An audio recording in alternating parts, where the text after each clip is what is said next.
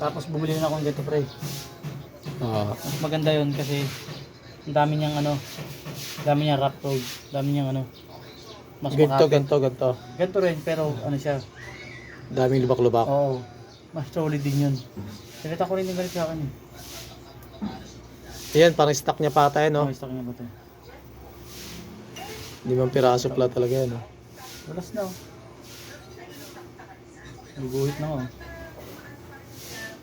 Ba't yung ano, walang ganito, pre? Alay. Alay. Yung tawag niyan, ito. Iwala yan. Ay, walep.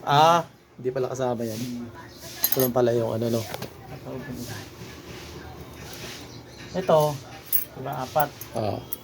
Ah, 4. Ginawa ko 5. para sulit talaga. Yan, 5. Tapos 4. Ayan ang ginawa mo 5.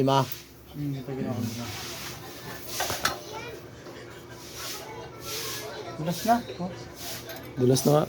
Manipis na rin eh. Siguro luma niya, original niya pa ata to eh. Oh, stock niya ito.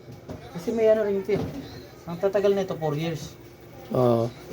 Depende sa paggamit mo ba din. Wala na, madulas na.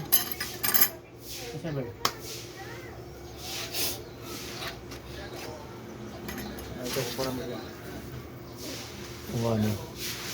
Ang puti isang buwan, wala pa ito. Ayun. Pero maganda to, ano? Python. Ito parang parehas dyan eh, no? Hindi, Hindi kayo ba? mas malit konti. Balik ng konti. Stock kasi. Dulas no.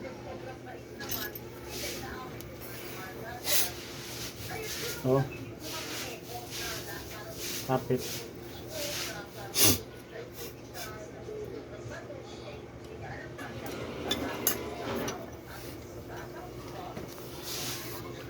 Malinis na. Lagi sa change oil. Malinis. Isa, salitan sila yun. Yan pala yun.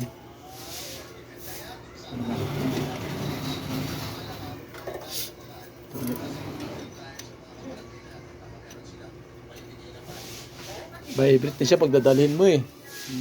Vibrate na, halatang ano na talaga ba, no? Parang pigil na yung ano ba, no? Ano, bilis na. Meron ako, wala na ako sa bago na ito. Nakalawang na, pangit ang laging. Pabayaan ko eh. Oo.